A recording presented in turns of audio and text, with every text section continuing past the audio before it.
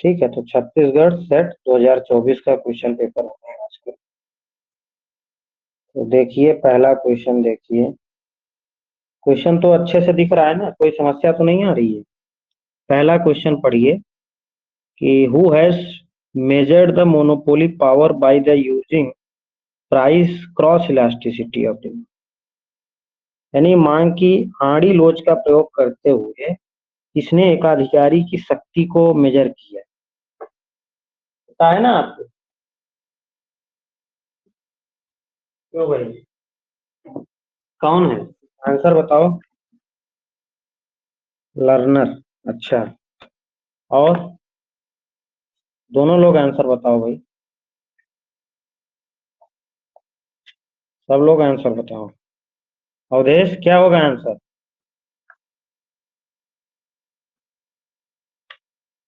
अवधेश को मेरी आवाज नहीं आ रही। हम्म, क्यों, अब सही हो गया। ए, एपी लर्नर। क्यों भाई, एपी लर्नर ने क्या मांग की आड़ी लोच का प्रयोग किया था? एपी लर्नर ने, एपी लर्नर ने मांग की आड़ी लोच का प्रयोग नहीं किया। एपी ट्रिफिन लर्नर है ने शायद, किसका? ट्रिफिन है ना। ट्रिफिन है। हाँ, ट्रिफिन जो है मांग की आड़ी लोच का उपयोग करके एकाधिकारी शक्ति को मेजर किया था। कौन? रॉबर्ट ट्रिफिन। और लर्नर ने क्या यूज किया था? लर्नर ने जो है एकाधिकारी शक्ति को किससे मेजर किया था? मांग की कीमत लो, सिंगल। मांग की कीमत लोच से। लर्नर ने क्या बताया? मांग की कीमत लोच, यानी मांग की लोच से लर्नर ने मेजर किया। लेकिन अगर आपसे पूछे मांग की आड़ी लोच से किसने मेजर किया, तो वो है रॉबर्ट ट्रिफिन। ठीक है, तो इसका आंसर क्या हो जाएगा? रॉबर्ट ट्रिफिन। ध्यान में रखना है। देखो लर्नर ने क्या बताया था कि मांग की कीमत लोच का और एकाधिकारी शक्ति में विपरीत संबंध, यानी monopoly power, MP, monopoly power क्या होती है? 1/, इलास्टिसिटी ऑफ डिमांड। यानी इलास्टिसिटी ऑफ डिमांड बढ़ेगी तो मोनोपोली पावर कम, इलास्टिसिटी ऑफ डिमांड कम होगी तो मोनोपोली पावर बढ़ेगी। अब देखो परफेक्ट कंपटीशन में मोनोपोली पावर क्या होती है? जीरो होती है, क्योंकि वहां पे इलास्टिसिटी क्या होती है? इन्फिनिटी होती है। वहां पे मांग वक्र कैसा बनता है? एकदम हॉरिजॉन्टल, जहां पे इलास्टिसिटी इन्फिनिटी होती है। अगर इलास्टिसिटी अनंत है तो इलास्टिसिटी और मोनोपोली पावर में विपरीत संबंध है ना। तो अगर ये अनंत है तो मोनोपोली पावर क्या होगी? जीरो। और अगर इलास्टिसिटी जीरो है तो मोनोपोली पावर इन्फिनिटी हो जाएगी। तो इसका आंसर करेक्ट क्या है? ट्रिफिन। ट्रिफिन ने जो है मांग की आड़ी लोच का प्रयोग किया था। ठीक है। तो भाई समझ में आ रहा है ना?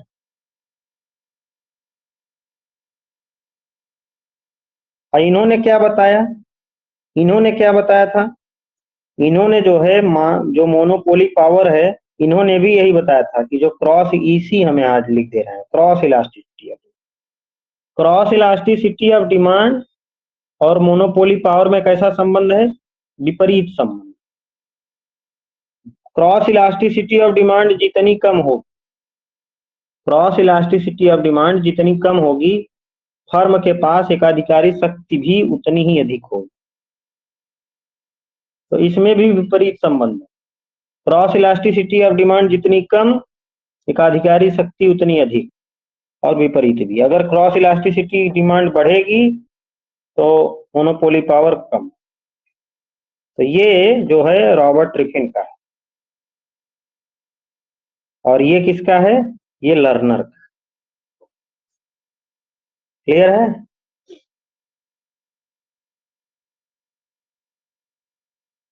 क्यों भाई, क्लियर है ना?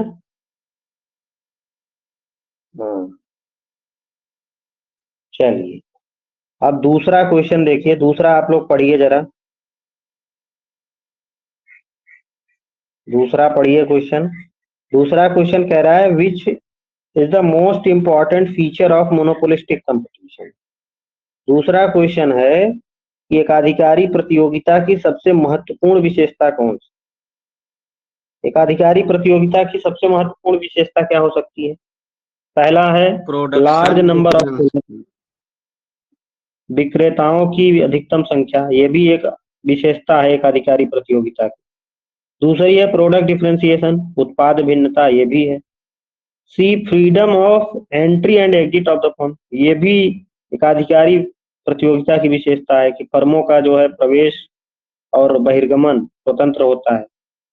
और चौथी है ग्रुप इक्विलिब्रियम, ग्रुप समूह संतुलन भी एकाधिकारी प्रतियोगिता में ही होता है।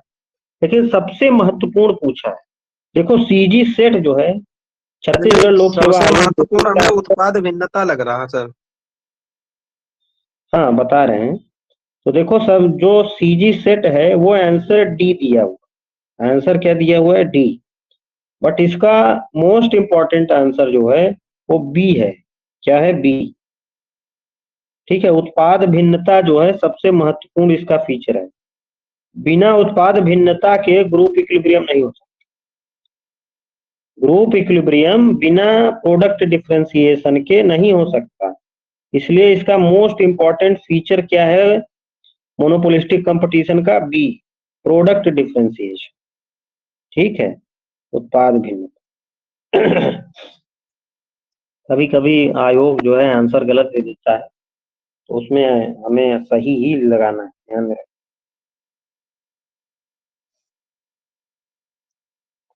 ठीक है, चलिए अगला क्वेश्चन, थर्ड क्वेश्चन देखिए।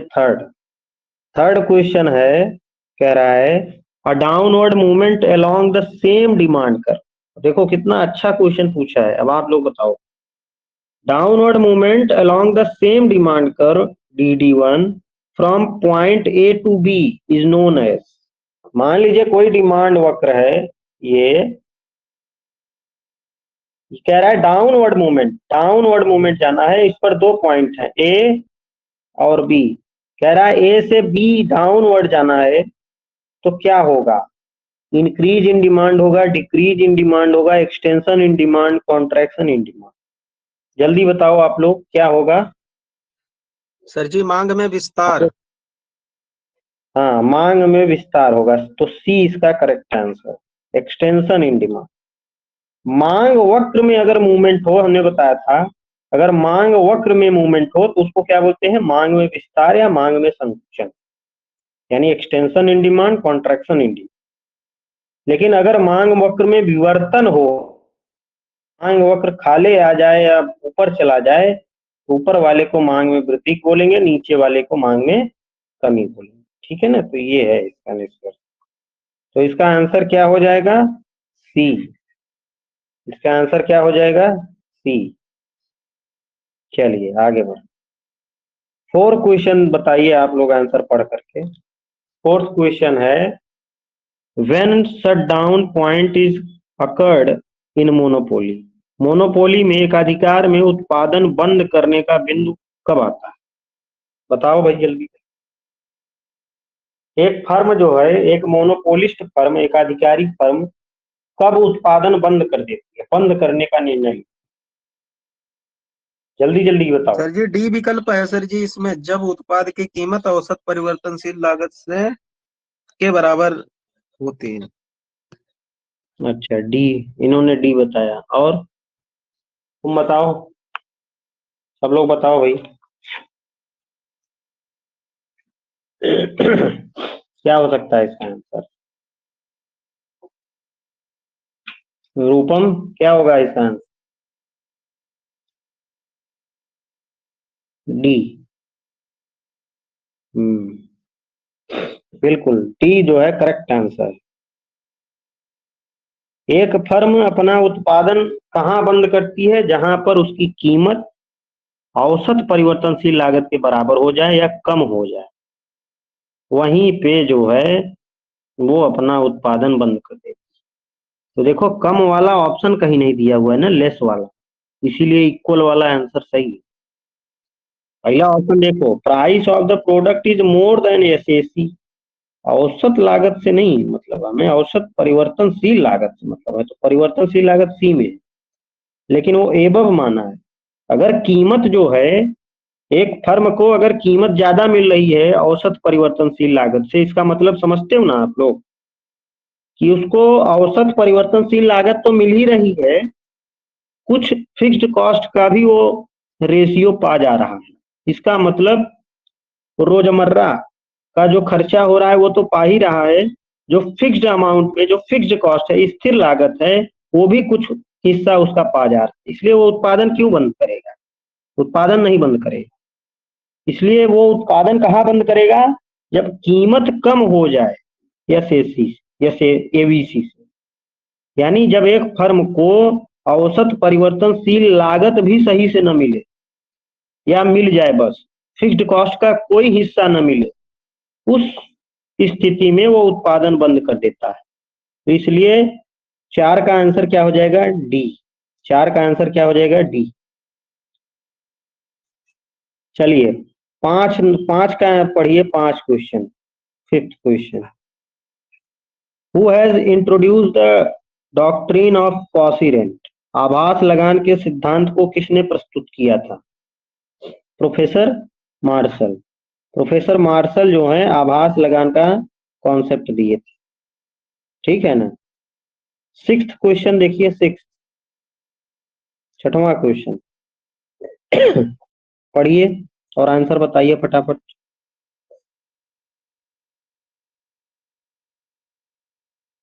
जल्दी बताओ, अब देखते हैं कितना रिवीजन किए हो।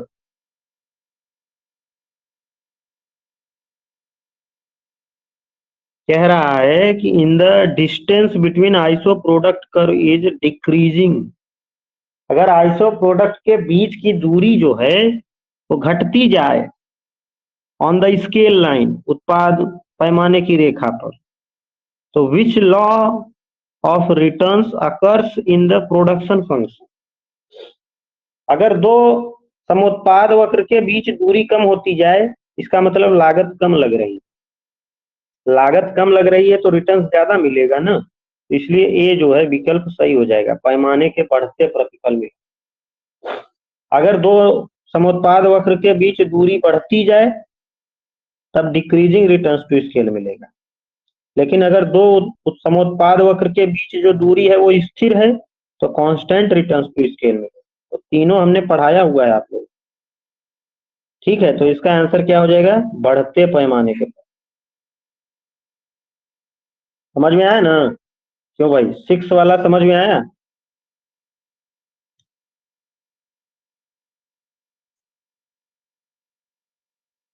बताओ। गुड। चलिए 7वां क्वेश्चन देखिए, 7वां क्वेश्चन है, who has presented input output technique? Input output technique जो है किसने प्रस्तुत किया था भाई? डब्ल्यू लियोनटिफ। इनपुट आउटपुट मॉडल किसने दिया था? लियोनटिफ ने दिया था। किसने दिया था? लियोनटिफ। कब दिया था? क्यों भाई, लियोनटिफ ने कब दिया था इनपुट आउटपुट मॉडल? 1951 में, 1951 में, ठीक है। 1951 में इनपुट आउटपुट मॉडल किसने दिया? लियोनटिफ ने। चलिए 8 क्वेश्चन देखिए, who has distinguished between pure competition and perfect competition? विशुद्ध प्रतियोगिता और पूर्ण प्रतियोगिता में अंतर किसने किया है? विशुद्ध प्रतियोगिता और पूर्ण प्रतियोगिता में अंतर किसने किया है भाई? जल्दी जल्दी बताओ तो। चैम्बरलिन ने। किसने? चैम्बरलिन ने। चैम्बरलिन ने विशुद्ध प्रतियोगिता और परफेक्ट कंपटीशन में अंतर किया है। तो इसका आंसर क्या हो जाएगा? प्रोफेसर चैम्बरलिन, एडवर्ड चैम्बरलिन, ठीक है। 9वां क्वेश्चन आ जाइए, 9th। Which demand theory is developed by professor Hicks? Hicks ने कौन सी डिमांड थ्योरी, मांग वक्र का सिद्धांत, मांग सिद्धांत दिया था? तो पहला है नव प्रतिष्ठित मांग का सिद्धांत। Neo classical demand theory Hicks ने दी थी? नहीं, मार्शल ने दी थी, तो ये गलत हो जाएगा, ठीक है। इंडिफरेंस कर्व अप्रोच किसने दिया था? हिक्स ने, तो बी वाला सही है। तो उदासीनता वक्र सिद्धांत किसने दिया था? हिक्स ने। अब फिर रिवील्ड प्रेफरेंस थ्योरी किसने दी थी? हिक्स ने नहीं दी थी, तो ये गलत। अब फिर demand theory of logical order, ये भी हिक्स ने दिया था 1956 में। ठीक है, तो तार्किक क्रम का मांग सिद्धांत किसने दिया था? हिक्स ने। तो बी और डी मांग का जो सिद्धांत है वो हिक्स ने दिया था, बी और डी, तो इसका आंसर डी हो जाए। सर ये logical demand theory of logical ordering वाला, ये इसके बाद आया था क्या? रिवील्ड प्रेफरेंस थ्योरी के बाद जब सैमुअल्सन दे दिए थे उनके क्रिटिसिज्म। मैंने इसकी क्रोनोलॉजी लिखवाई हुई है आप लोगों को। क्रोनोलॉजी ध्यान दीजिए ना, पढ़ आप लोग रिवाइज तो करते हो नहीं। ये हमने लिखवाया हुआ है आप लोगों को। 1956 में थ्योरी आई थी हिक्स की, demand theory of logical ordering, तार्किक क्रम का जो मांग सिद्धांत है वो 1956 में आया था। रिवील्ड प्रेफरेंस थ्योरी 1938 में आई थी, ये 1934 में आया था। न्यू क्लासिकल 1890 में आया था। तो अब सोच लो, ये बाद में आया ना। तो इसका आंसर क्या हो जाएगा? B and D. तो 9th का क्या हो जाएगा? डी। रिवाइज बहुत इंपॉर्टेंट है, रिवाइज नहीं करोगे तो सब ऐसे गचर पचर होगा। रिवाइज करो। क्लियर है यहां तक? क्यों भाई, क्लियर है यहां तक? चलें आगे। चलिए,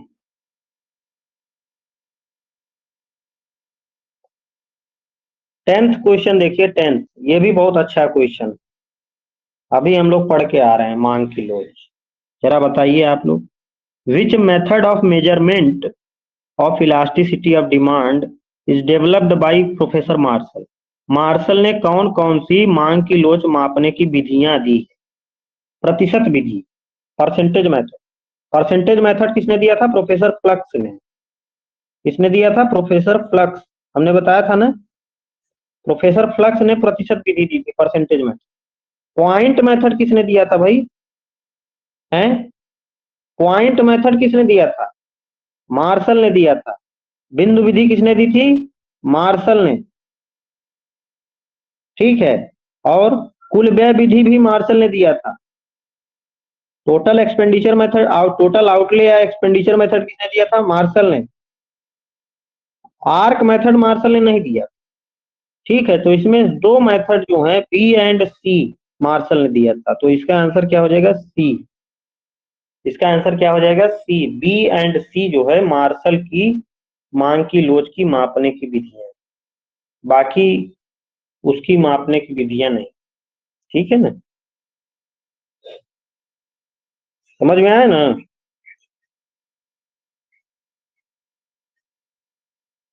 चलिए 11th क्वेश्चन देखिए। 11th, real gross domestic product, GDP, यानी real GDP is a measure of a country's. Real GDP countries का क्या मापती है? यानी वास्तविक सकल घरेलू उत्पाद किसी देश को क्या मापती है? भौतिक उत्पादन, मुद्रा मूल्य, आर्थिक लेन देन, धन संपत्ति। क्या हो जाएगा? भौतिक उत्पादन को मेजर कर। ठीक है, फिजिकल आउट। जो रियल जीडीपी है वो क्या मेजर करती है?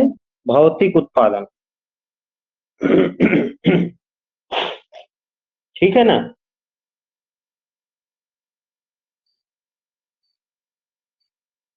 12 नंबर वाले में भौतिक, रेपो दर हो जाएगा सर। हाँ आ रहे हैं, आ रहे हैं। रियल जीडीपी का मतलब है भौतिक उत्पादन। किसी पर्टिकुलर रुपए में आप कितनी भौतिक वस्तुएं खरीद सकते हो, तो भौतिक उत्पादन है ना, फिजिकल आउट।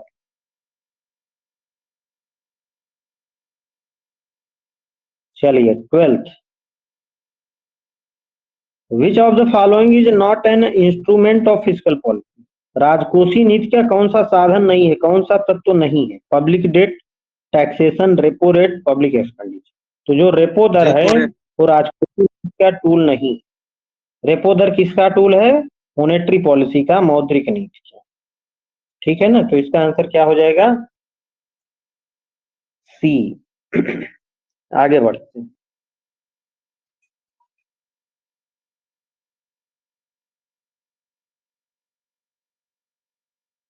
13 क्वेश्चन देखिए 13। Consider the following statements and select the correct answer. निम्नलिखित पर विचार कीजिए और सही उत्तर का चयन कीजिए। तो चलिए सही उत्तर का चयन करिए। पहला है confidence considered as one of the essential ingredients of economic prosperity is called animal spirit। पहला है आत्मविश्वास आर्थिक समृद्धि के आवश्यक तत्वों में से एक माना जाता है, जिसे पशु भावना कहते हैं। ये एनिमल स्पिरिट का कॉन्सेप्ट किसने दिया था? प्रोफेसर कीन्स है। ठीक है, तो पहला वाला ऑप्शन सही है।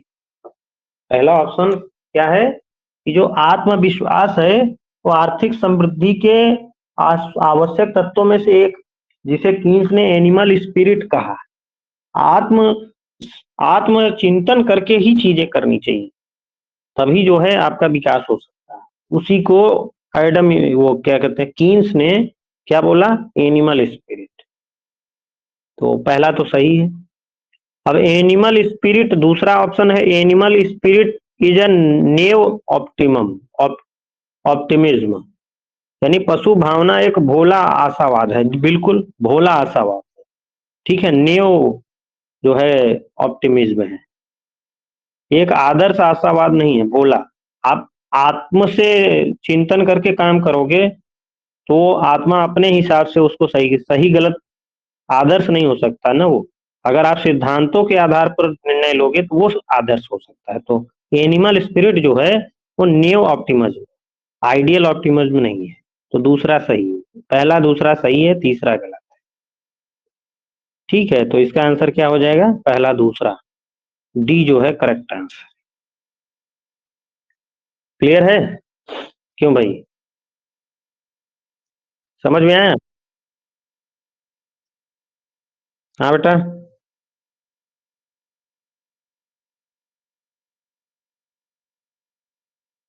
हम्म, ये सर ये जो चलिए आगे। एनिमल स्पिरिट जो है वो जो यही समझा है, इसका मतलब यही है कि मतलब जो भी है, जो भी डिसीजन लिया जा रहा है वो आत्मविश्वास का तत्व उसमें बिल्कुल, हो।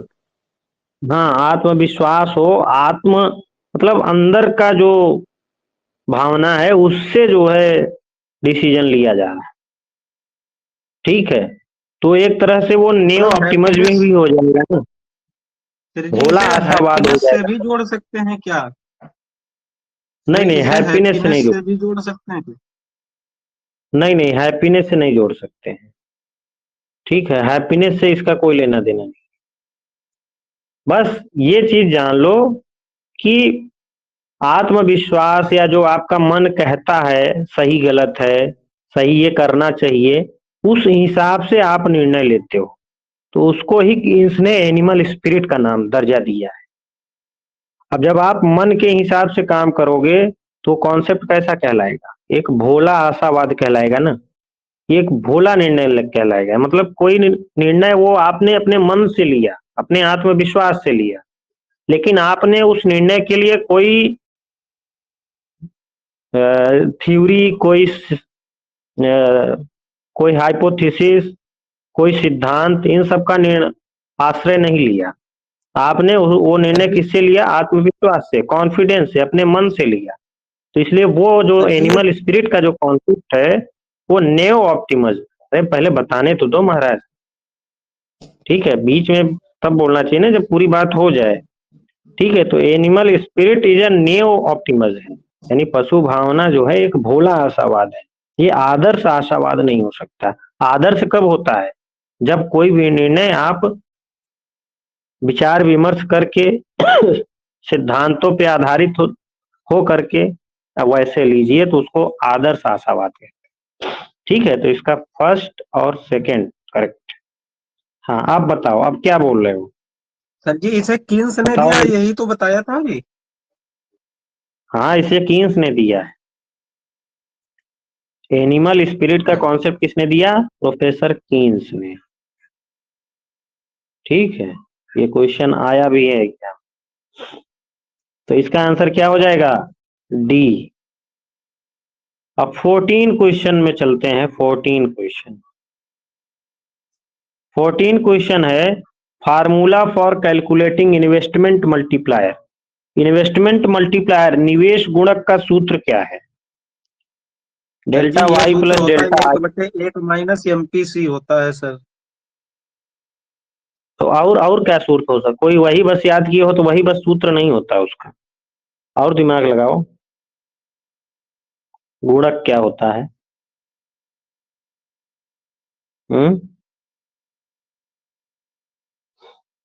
डी जो है करेक्ट आंसर है। कीन्स ने निवेश गुणक की चर्चा करी थी।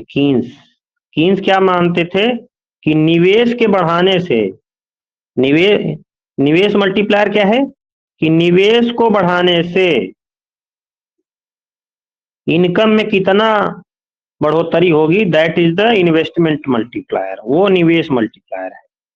तो इनकम में चेंज अगर आएगा, इन्वेस्टमेंट में चेंज होने से, निवेश में परिवर्तन होने से इनकम में कितना परिवर्तन होगा, that is the investment multiplier, निवेश मल्टीप्लायर। तो क्या हो जाएगा? डेल्टा वाई अपॉन डेल्टा आई।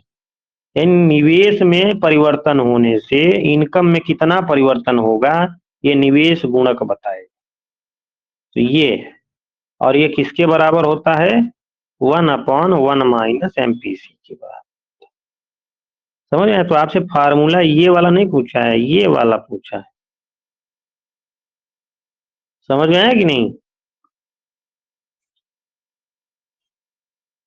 अगर मैं यहीं आपसे कह दूं कि सी वाला क्या है, फिर what is see here?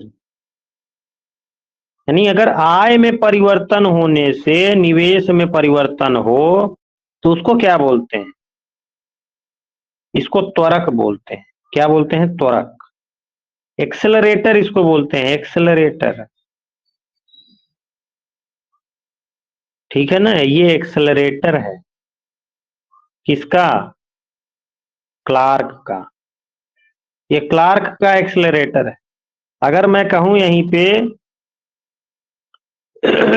Delta I upon delta C, this is what? उपभोग में परिवर्तन होने से अगर निवेश में परिवर्तन हो तो इसको क्या बोलते हैं? ये भी त्वरक है। दो तरह की डेफिनेशन थी ना त्वरक की, एक इनकम में परिवर्तन होने से निवेश में परिवर्तन होता है, एक उपभोग में परिवर्तन होने से निवेश में परिवर्तन। इसको किसने दिया? हिक्स ने दिया। ठीक है, तो दो इसकी विशेष डेफिनेशन है। चलिए आगे बढ़ते। तो इसका आंसर क्या हो जाएगा? डी। निवेश मल्टीप्लायर क्या हो जाएगा? D, delta Y upon delta I. निवेश गुणक का उल्टा क्या कहलाता है? एक्सेलरेटर, त्वरक। तो देखो उल्टा कर दो तो सी वाला बन जाएगा, वो त्वरक हो जाएगा। चलिए 15 क्वेश्चन देखिए। 15, A.W. Phillips, Modigliani, Findlay Shirras, Pigou. A.W. Phillips ने क्या दिया था? Trade off between wage and unemployment. A.W. Phillips ने क्या दिया था? बेरोजगारी और मजदूरी के बीच ट्रेड ऑफ, विपरीत संबंध दिया था। मोदी गिलियानी ने क्या दिया था? जीवन चक्र परिकल्पना, लाइफ साइकिल, लाइफ साइकिल। और फिंडले सिराज ने क्या दिया था? कर देय क्षमता, टैक्सेबल कैपेसिटी। फिंडले सिराज ने क्या दिया था? टैक्सेबल। अब पीगू ने मौद्रिक भ्रम दिया था, मनी इल्यूजन दिया था। ठीक है, तो अब मिला लीजिए 15 का क्या हो सकता है आंसर? 1 का डी। 1 का डी कैसी में है? बी वाले। तो खटाक से आंसर मिल गया 1 का डी। बी विकल्प सही हो गया। चलिए 16th क्वेश्चन, चलिए 16 नंबर। पीगूज वर्जन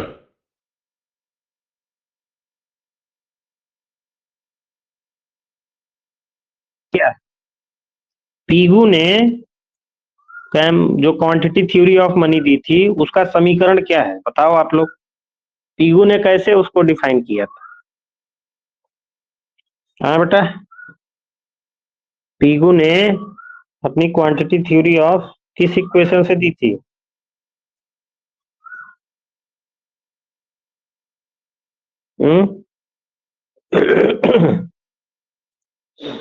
पता है? ए। और बताओ भाई, अवधेश तुम बताओ। पीगू का क्वांटिटी थ्योरी ऑफ मनी किस समीकरण से उन्होंने बताया था? पीगू का समीकरण क्या है? पी बराबर के आर अपॉन एम। पी बराबर के आर अपॉन एम, ये क्या है? पीगू का समीकरण है। ठीक है, तो इसका आंसर क्या हो जाएगा? ए। चलिए 17th क्वेश्चन, चलिए 17वां question. The difference between real and nominal GDP क्या होता है? वास्तविक जीडीपी और नॉमिनल सकल घरेलू उत्पाद में अंतर क्या है? Nominal GDP only accounts for citizen. Nominal GDP केवल नागरिकों को ही शामिल करती है। गलत है ये। नॉमिनल जीडीपी जो है कीमतों के एडजस्टमेंट को नहीं शामिल करती, यानी इन्फ्लेशन को शामिल नहीं करती। नागरिकों को वाला कॉन्सेप्ट गलत है। ठीक है, तो ए गलत। दूसरा, नॉमिनल जीडीपी में कुछ आधार वर्ष के मूल्यों का प्रयोग किया जाता नहीं। नॉमिनल जीडीपी में आधार वर्ष के मूल्यों का प्रयोग नहीं किया जाता, बल्कि करंट ईयर का प्रयोग किया जाता है। करंट ईयर की कीमतों को लिया जाता है, वर्तमान वर्ष की कीमतों को लिया जाता है। तो बी वाला भी गलत है। सी, नॉमिनल जीडीपी में वास्तविक मूल्य स्तरों का उपयोग किया जाता है। क्यों भाई? नॉमिनल जीडीपी में वास्तविक मूल्य स्तरों का प्रयोग किया जाता है, बिल्कुल सही है। जो नॉमिनल जीडीपी है उसमें एक्चुअल प्राइसेस को लिया जाता है, जो कीमतें हैं उनको लिया जाता है, तो वास्तविक मूल्यों को लिया जाता है। सही है। और वास्तविक जीडीपी में केवल वस्तुओं को ही नहीं, ये गलत है। तो 3 गलत है, सी सही है केवल। जो नॉमिनल जीडीपी है वो कीमतों पर आधारित होती है। ठीक है, जो रियल जीडीपी है वो बेस की आधार वर्ष की कीमतों पर आधारित है, जबकि नाम मात्र की जो जीडीपी है वो वास्तविक मूल्य पर आधारित है। अब वो आधार वर्ष के मूल्य पर आधारित कौन है? Real GDP. तो इसका आंसर क्या हो जाएगा? सी। कौन डी बोल रहा है? कैसे डी हो जाएगा भाई? वास्तविक जीडीपी और नाम मात्र जीडीपी दोनों में वस्तुओं और सेवाएं दोनों का जिक्र किया जाता है।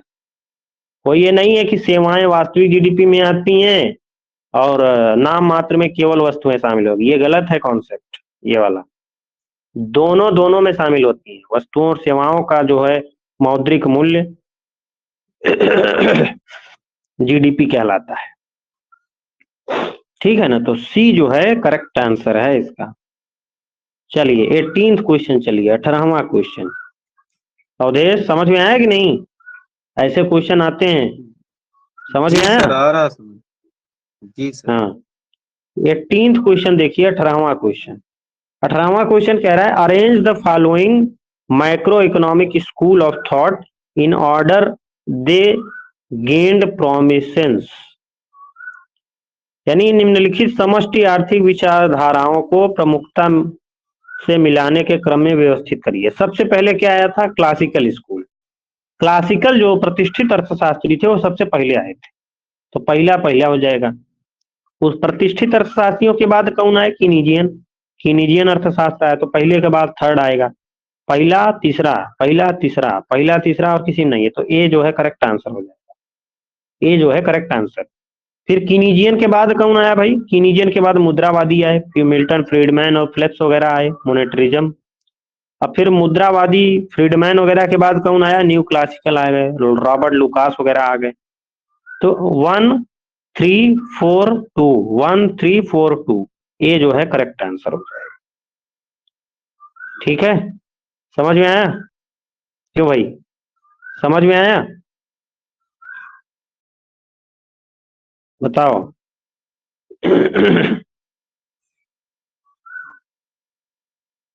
गुड, अब चलते हैं आगे। 19 क्वेश्चन देखिए, 19 क्वेश्चन। 19 बताओ आप लोग, अच्छा क्वेश्चन है।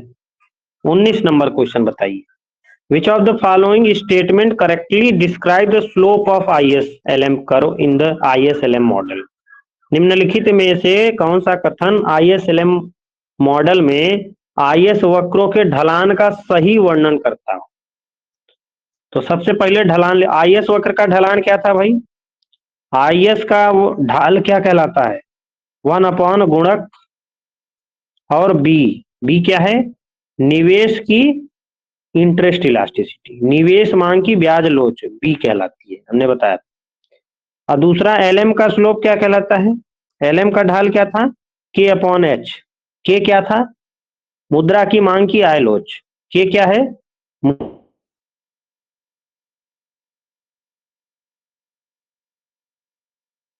मांग की ब्याज लोच।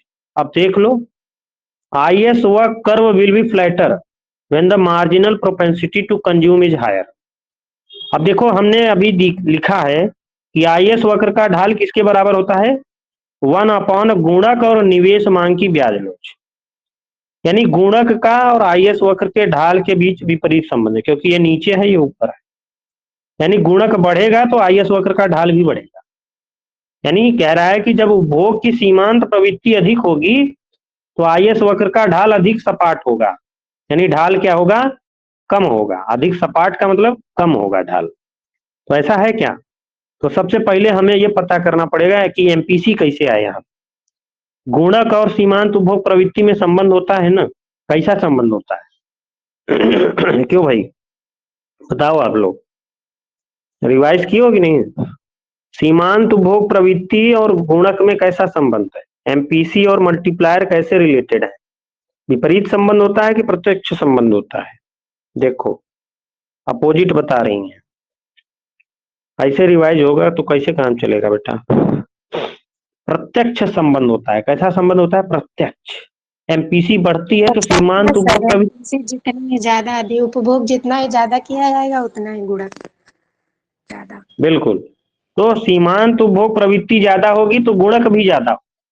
तो देखो कह रहा है ना कि सीमांत उपभोग प्रवृत्ति अगर अधिक होगी, देखो यही एमपीसी भी लिख लो ना, एमपीसी और गुणक में भी प्रत्यक्ष संबंध होता है। तो गुणक भी बढ़ेगा तो आईएस वक्र ढाल बढ़े, कम होगा क्योंकि विपरीत संबंध। और एमपीसी बढ़ेगी तो आईएस वक्र का ढाल क्या होगा? कम होगा, क्योंकि एमपीसी और जो गुणक है वो प्रत्यक्ष संबंध रखते हैं। अगर एमपीसी बढ़ेगी तो गुणक भी ज्यादा होगा, और गुणक ज्यादा होगा तो आईएस वक्र का ढाल कम होगा, क्योंकि दोनों ऊपर नीचे हैं, विपरीत संबंध है। तो देखो पहला ऑप्शन यही तो कह रहा है कि जब सीमांत उपभोग प्रवृत्ति अधिक होगी तो आईएस वक्र का ढाल अधिक सपाट होगा, यानी ढाल कम होगा। तो पहला ऑप्शन सही है। पहला ऑप्शन क्या है? सही है कि आईएस वक्र will be flatter when the marginal propensity to consume is higher. एकदम क्लियर है। दूसरा ऑप्शन, दूसरा देखिए, the LM curve is steeper. The LM curve is steeper यानी एलएम वक्र का ढाल अधिक होगा if the demand for money is less sensitive to change in the interest rate. यानी एच की बात हो रही है, मुद्रा की मांग की ब्याज लोच। यानी कह रहा है दूसरा ऑप्शन, यदि मुद्रा की मांग की ब्याज दर में परिवर्तन के प्रति कम संवेदनशील है, यानी एच की वैल्यू कम है। देखो एलएम वक्र का ढाल क्या कहलाता है? K/H। के क्या है? मुद्रा के मांग की आय लोच है ऊपर वाला, नीचे वाला क्या है? मुद्रा की मांग की ब्याज लोच है। तो कह रहा है मुद्रा की मांग की ब्याज लोच कम है, कम संवेदनशील है। तो अगर एच की वैल्यू कम है, एच और एलएम वक्र के ढाल में क्या है? ऊपर नीचे है, तो विपरीत संबंध। एच की वैल्यू कम होगी तो एलएम वक्र का ढाल अधिक होगा। तो बी वाला ऑप्शन भी सही है। कैसे? कि मुद्रा की मांग की ब्याज लोच में परिवर्तन के प्रति कम संवेदनशील है अगर, तो एलएम वक्र का ढाल अधिक ढलाऊ होगा, यानी स्टीपर होगा। तो देखो सही है, तो दूसरा भी सही है। तीसरा आ जाओ, आईएस वक्र will be steeper if the interest sensitivity of investment is high. अब ये बी की बात हो रही, निवेश मांग की ब्याज लोच। ये बी क्या था? निवेश मांग की ब्याज लोच। और निवेश मांग की ब्याज लोच और आईएस वक्र के ढाल में कैसा संबंध है? विपरीत संबंध है, क्योंकि ऊपर नीचे। तो अगर बी की वैल्यू क्या कह रहा है यहाँ पे? बी की वैल्यू क्या है? अधिक है, यानी निवेश की ब्याज लोच संवेदनशीलता अधिक है, यानी बी की वैल्यू अधिक है। बी की वैल्यू अगर अधिक होगी तो आईएस वक्र का ढाल कम होगा। आईएस वक्र का ढाल क्या होगा? कम होगा। लेकिन यहाँ पे क्या है? आईएस वक्र का ढाल अधिक ढलाऊ होगा, ये गलत है। ढाल कम होगा, ठीक है, तो थर्ड वाला गलत है।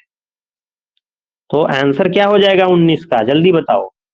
19 का आंसर क्या हो जाएगा, 1 और 2, केवल बी जो है आंसर सही हो जाएगा। समझ में आया? क्यों भाई? तो ये फार्मूला याद होना चाहिए, फार्मूला बहुत इंपॉर्टेंट है, इससे आप लोग सब कुछ कर सकते हो। क्यों भाई, कर सकते हो कि नहीं, जी सर। बताइए। अगर फार्मूला याद नहीं होगा तो एग्जाम में क्या करके आओगे, खिचड़ी मचा के आओगे, वहां पे नहीं कर पाओगे। तो इसलिए आईएस वक्र का ढाल क्या होता है, एलएम वक्र का ढाल क्या होता है, वो सब पता होना चाहिए। रूपम समझ में आया? हाँ सर आया। है ये आया सर, वैसे भी ये टॉपिक मेरा बड़ा वो है। वीक का है, इतना अच्छे से पढ़ाया हूं मैं, फार्मूला वगैरह हाँ हर चीज सर, बढ़िया से बता। समझाए उसको बड़े हैं, रिवाइज कई बार पढ़े सर भी जी हैं, लेकिन ये मतलब फिर वाला हो टॉपिक जाता है। सर जी ये वाला उसको टॉपिक रिवाइज सबसे कठिन लगता है सर। उसको रिवाइज करिए ना, मैथमेटिकली भी हमने बताया, थियोरेटिकली भी बताया है, उसको रिवाइज करोगे, बहुत ही इंटरेस्टिंग टॉपिक है, इससे सरल टॉपिक कुछ नहीं है। अब वही ना, समझ में नहीं आ रहा है तो कठिन है, क्योंकि रिवाइज नहीं करते हो ना। ये एक बार हमने पढ़ा दिया वही रहता है, तो जब पढ़ा दो तो सरल लगता है, अब भूल गए तो कठिन हो गया। तो उसको रिवाइज करते रहोगे ना, तो इससे सरल कोई टॉपिक है। और वो फार्मूले जो हमने आईएस वक्र का ढाल, एलएम वक्र का ढाल बताया है, monetary policy, fiscal policy effectiveness प्रभावकारी होगी कि नहीं होगी, कब होगी, इसका भी सब कुछ बताया है। तो उसको रिवाइज करिए अच्छे से, तभी तो काम बनेगा। चलिए 20 क्वेश्चन आ जाइए, 20वां question. Laffer curve depicts the relation between, जो लाफर वक्र है वो निम्न में से किस संबंध को दर्शाता है, कर की दर, कर राजस्व, कर की दर आर्थिक वृद्धि, कर की दर सरकारी है। तो कर की दर और राजस्व, कर राजस्व में संबंध को दिखलाता है, टैक्स ए रेट और विकल्प टैक्स है सर रेवेन्यू। इसका। तो ये विकल्प जो है करेक्ट हो जाए, ठीक है। चलिए 21 क्वेश्चन पे आ जाए। 21 क्वेश्चन, 21 क्वेश्चन है, a bag contain 5 white, 4 black, 3 yellow and 4 red balls. What is the probability of getting a black और red ball at a random in a single draw of 1 ball. यानी एक थैले में 5 सफेद, 4 काली, 3 पीली, 4 लाल गेंदें हैं।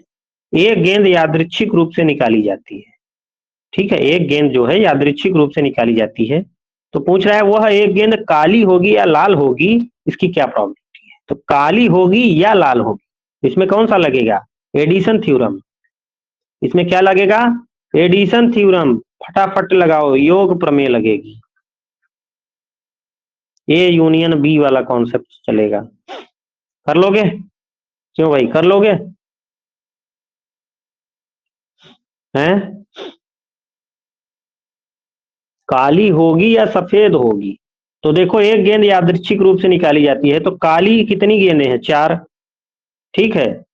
तो एक गेंद काली होगी, तो टोटल गेंदें कितनी है बेटा, टोटल कितनी है, 16। 16। तो 4/16, 4/16 कितना हो जाएगा, 4 चौक 16, 1/4। अब फिर क्या कहते हैं, वो कितनी है, लाल, लाल कितनी है, 4 है, तो 4/16 ये भी हो जाए, तो 1/4, 1/4 प्लस कर दो, 4 आ जाएगा, 2 ऊपर, तो 2 1 कम 2, 2 दूनी 4, 1/2 आंसर आ जाएगा, ठीक है। समझ में आया? क्यों भाई, यानी ए यूनियन बी कैसे होगा, probability of A plus probability of B.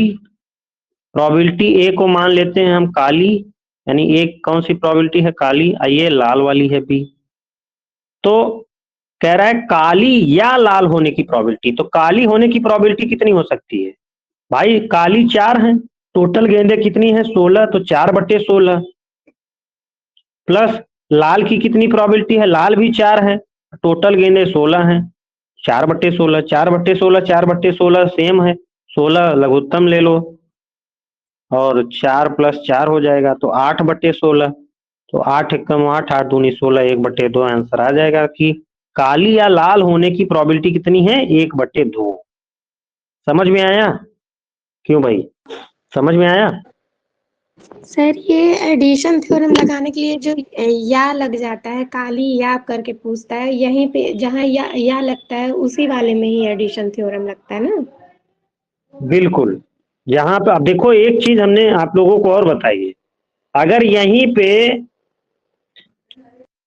2 गेंद निकाल ली जाती, जब 1 गेंद निकाली जाएगी तब यहाँ पे एडिशन थ्योरम से आंसर आ जाएगा।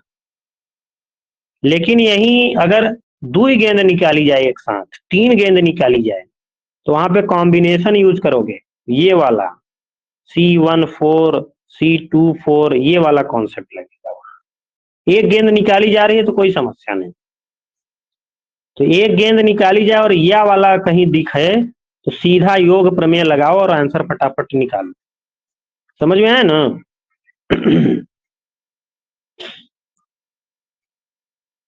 तो जितना हमने प्रोबेबिलिटी पढ़ा है वहीं से क्वेश्चन आता है। चलिए 22 नंबर क्वेश्चन देखिए, 22 number. Arrange the following theoretical probability distribution according to the year of discovery. निम्नलिखित सैद्धांतिक प्रायिकता बंटन को उनके आविष्कार वर्ष के आधार पर व्यवस्थित कीजिए। सबसे पहले कौन सा डिस्ट्रीब्यूशन आया था, जल्दी बताओ। सबसे पहले कौन सा वितरण आया था, नॉर्मल डिस्ट्रीब्यूशन कि पॉइजन डिस्ट्रीब्यूशन, कौन सा डिस्ट्रीब्यूशन? तो सबसे पहले हम लोग कौन सा पढ़े थे, बायोनॉमियल डिस्ट्रीब्यूशन। सबसे पहले कौन सा डिस्ट्रीब्यूशन आया था, द्विपद वितरण आया था।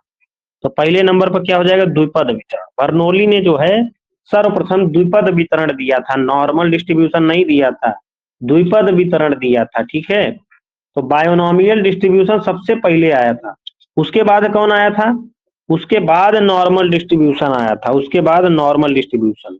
तो नॉर्मल द्विप पर आएगा, यानी प्रासामान्य वितरण दूसरे नंबर पर, पहले सबसे पहले द्विपद वितरण, और उसके बाद क्या है, पॉइसन डिस्ट्रीब्यूशन तीसरे पर, और फिर काई स्क्वायर।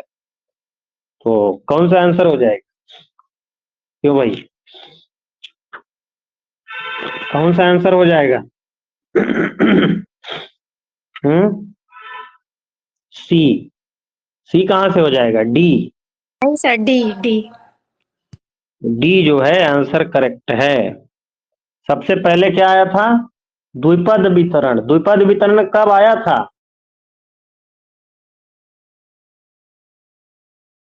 द्विपद वितरण जो है कब आया था,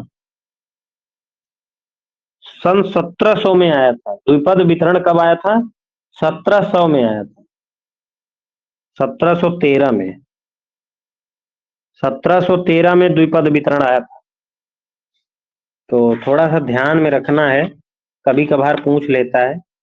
डेट मुझे जो है जिसकी पता है मैं बता दे रहा हूँ। 1837 में, 1837 में पॉइसन डिस्ट्रीब्यूशन आया था, 1837 में।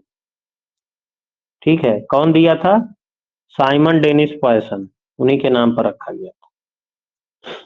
और नॉर्मल डिस्ट्रीब्यूशन किसने दिया था भाई, हैं बताओ जरा। नॉर्मल डिस्ट्रीब्यूशन गॉसन ने दिया था। ठीक है, इसको गॉसियन डिस्ट्रीब्यूशन भी बोलते हैं ना, हमने बताया था। तो ये कब आया, प्रसामान्य डिस्ट्रीब्यूशन या नॉर्मल डिस्ट्रीब्यूशन?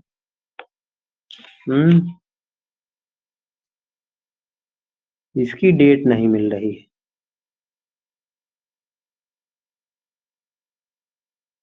इसको गाल्टन ने दिया था, लेकिन कब दिया था ये डेट नहीं मिल रही।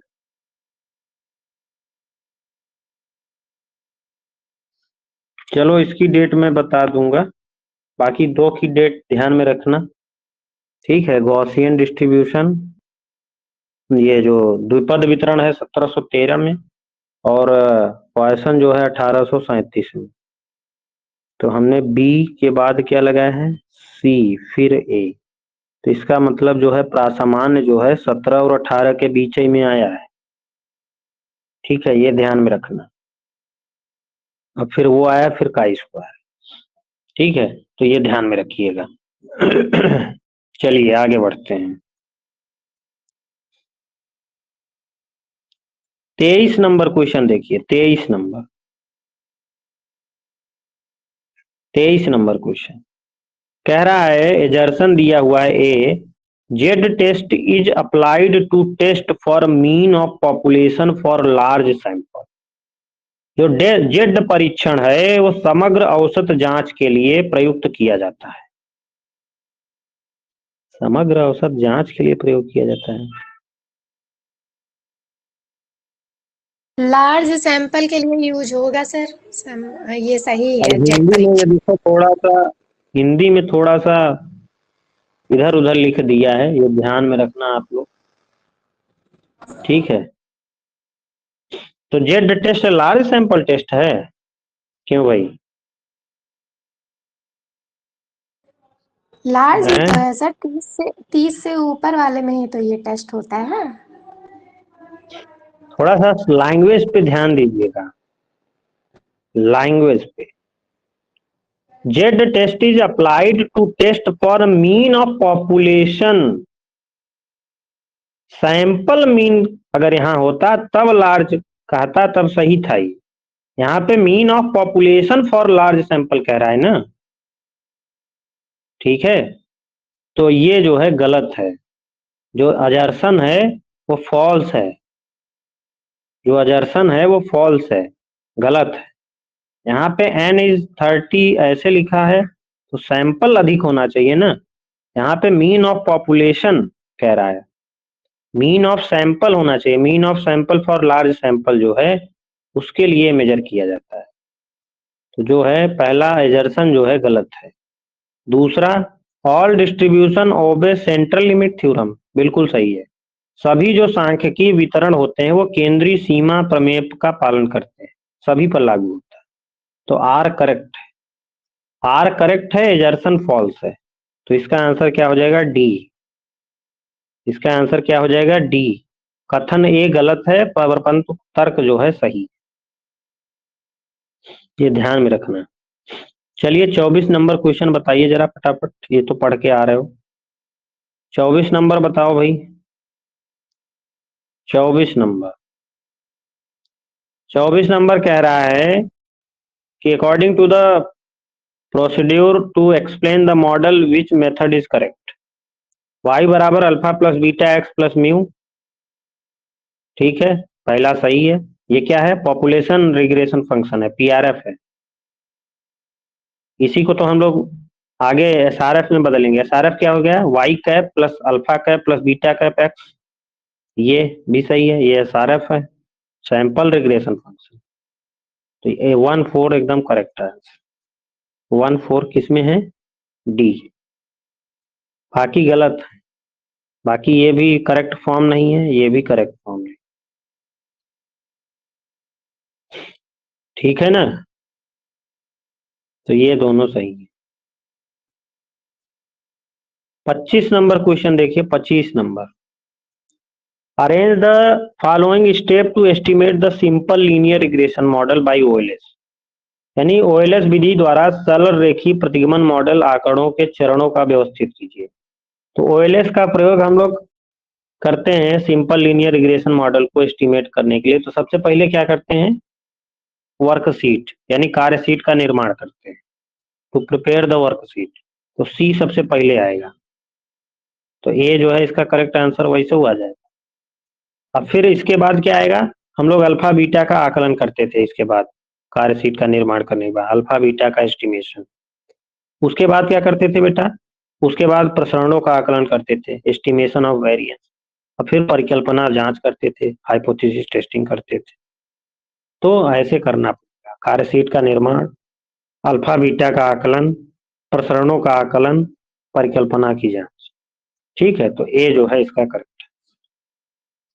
ये क्वेश्चन जो है देखो सेट नेट में ही आएगा, न तो ये क्वेश्चन प्रोफेसर में वाले में आता है, न तो पीजीटी में आता है, ठीक है। तो इसको इग्नोर भी कर सकते हो, लेकिन ये नेट फेट में आता है। चलिए 26 नंबर क्वेश्चन देखिए, 26 number. A white noise process is a stochastic process. ये भी टाइम सीरीज से क्वेश्चन है कि व्हाइट नॉइज प्रोसेस जो है स्टोकेस्टिक प्रोसेस होगा कब? जब माध्य शून्य हो, वेरिएंस कांस्टेंट हो और सीरियल अनकोरिलेटेड एरर टर्म हो। ये तीनों जब विशेषताएं पाई जाती हैं तब श्वेत सौर प्रक्रिया एक संभाव्य प्रक्रिया कहलाती है। तो उपयुक्त सभी इसका आंसर हो जाए। ठीक है, उपयुक्त सभी इसका आंसर। अब आगे 27 नंबर क्वेश्चन देखिए। 27, if covariance between x and y variable is 9.6 and variance of x y are respectively 16 and 19, what will the correlation coefficient? ये तो आप लोग निकाल सकते हो, ये सब पढ़ाया हुआ है। एक्स वाई के बीच जो सह विचरण की मात्रा है वो 9.6 है और एक्स वाई के बीच जो प्रसरण है वो 16 और 9 है। तो सह संबंध गुणांक पूछ रहा है, आर की वैल्यू क्या हो। तो ये आप लोग निकाल के ले आइएगा। ये ये आप सर लोग वही फार्मूला वही ऊपर वाला जो यूज एक्स वाई अपान फिर sigma X into sigma Y. बिल्कुल, covariance between X and Y divided by variance of X variance of Y. ये फार्मूला लगा करके बढ़िया से आर की वैल्यू निकाल लो, आंसर आ जाएगा। ठीक है, तो आंसर क्या आ जाएगा? 0.8 आंसर आएगा, 0.8। ठीक है, तो इसको कर लेना आप लोग। तो आज यहीं तक करते हैं, ठीक है ना।